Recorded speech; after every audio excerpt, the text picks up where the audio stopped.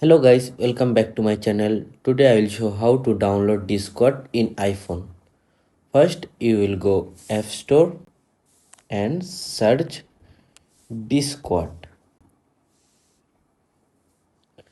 and then scroll down, then you can see Discord chat and talk equal hangout. Click the get button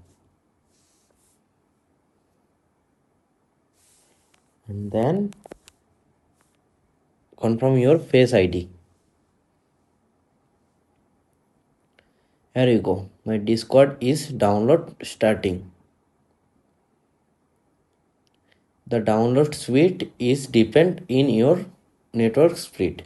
Here you go. My Discord is successfully downloaded.